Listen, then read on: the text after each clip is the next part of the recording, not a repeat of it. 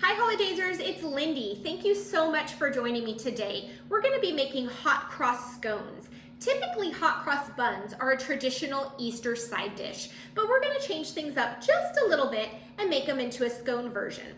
So we're going to add to a large mixing bowl 2 cups of flour, 2 tablespoons of sugar, a tablespoon of baking powder, a 1/4 teaspoon of salt, 2 teaspoons of orange zest, a 1/2 teaspoon of allspice, and a 1/4 teaspoon of cinnamon. We're going to go ahead and mix that up and then set it to the side. I've also preheated my oven to 400 degrees. That way, once we get these mixed up, we can pop them right into the oven. In another bowl, we're going to mix 3/4 cups of heavy cream along with 1 egg and beat it together.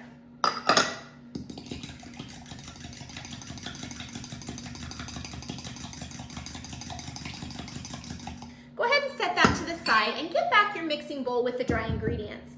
Now, I have 5 tablespoons of softened butter. It's still a little bit cold to the touch. You do not want completely room temperature butter with a scone because a true scone actually has little chunks of butter kind of left within it, and that's what makes it so good and amazing tasting, okay? So I'm gonna go ahead and just cut my 5 tablespoons of butter up into my flour mixture, and then we're going to start incorporating it. You have to be pretty patient during this time. You can either use a fork or some kind of tool like that, whatever you would like to incorporate it.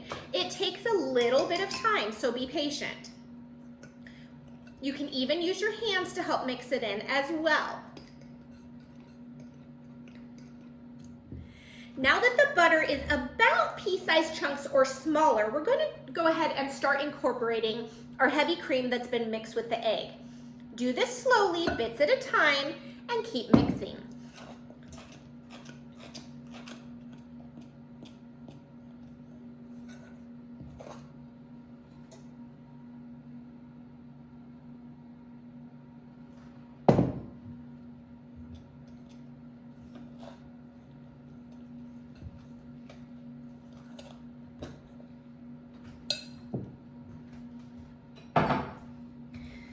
This is a really great arm workout when you're mixing this. You don't want to use a hand mixer or a stand mixer when you're making scones because those air bubbles will affect the texture of your scone.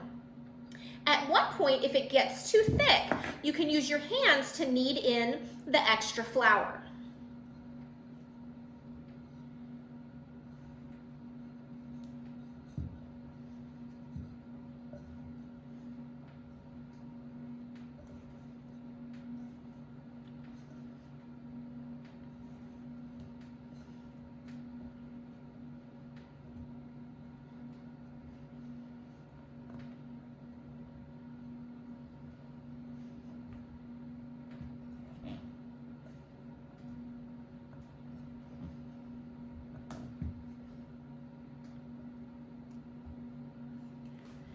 Once all of my dry ingredients are incorporated with the cream and egg, it's time to mix in those raisins. I've had my raisins sitting in just a tiny bit of water for about 15 minutes. I'm gonna pull them out and put them on a paper towel to dry just a little bit. That's gonna make your raisins nice and plump and not dry within your scone. So go ahead and pat that dry. And then we're going to go ahead and knead those raisins into the scone batter. So go ahead and press that down with your hands. Don't be afraid to get dirty and mix in your raisins. Of course, if raisins are not your thing, you can add craisins or something else, but raisins are traditional in a hot cross bun. If your dough is sticky on your mat, just add a little bit of flour when kneading it in. You don't want to add too much flour or it will change the taste of your scone. You shouldn't have to knead very much to get most of the raisins incorporated. Okay, and now what we're going to do is we're going to just pat the dough out with our hands on our rolling mat. If you need to,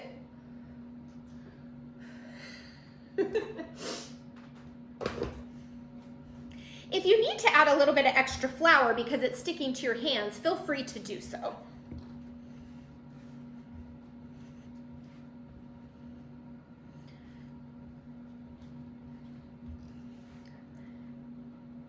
A normal scone, you would make it into a rounded dough shape and cut into triangles. But because we're making hot cross scones, we're going to use a cutter.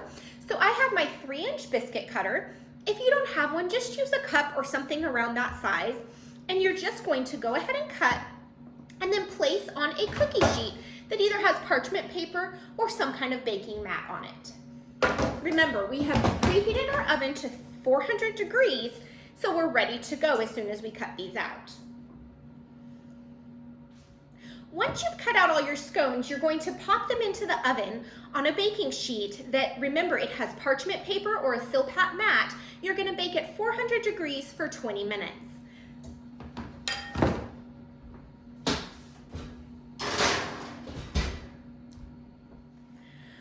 Our scones have finished baking, and let me tell you, my house smells amazing with that orange zest and the spices that we mixed in. You are going to love these. So we're going to go ahead and move them to a cooling rack while they are hot. And once they're completely cooled, then we can go ahead and frost them with that traditional cross pattern.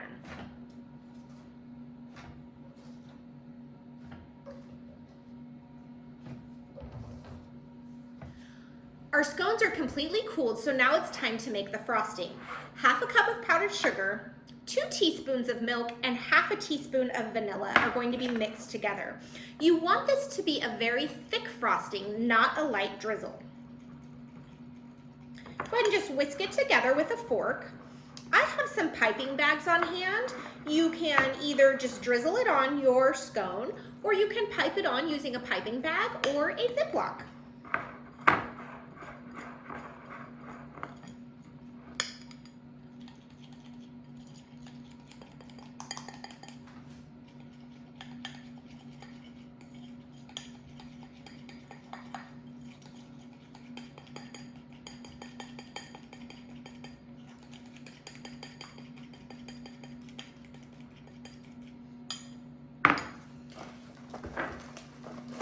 Now that it's ready to go, I'm going to go ahead and put my icing in a piping bag. This is not a typical buttercream frosting, so it's going to be a little bit runny, but you don't want it as runny as milk or water. I folded down the top of my piping bag, that way it doesn't get super messy. And just pour it right in. You're going to go ahead and snip the bottom of this piping bag with your scissors, a very, very small hole. That way not too much comes out at once. And then you're going to take your scones and just create a cross in the frosting. So now you have your hot cross scones. These are great enjoyed with coffee or tea, or just a snack in the afternoon. Thank you so much for watching me. Be sure to click that like button, and also make sure that you subscribe. That way anytime we upload a new video, you're notified. And I appreciate any comments or questions, and I'll get back to you. Thank you so much. Bye.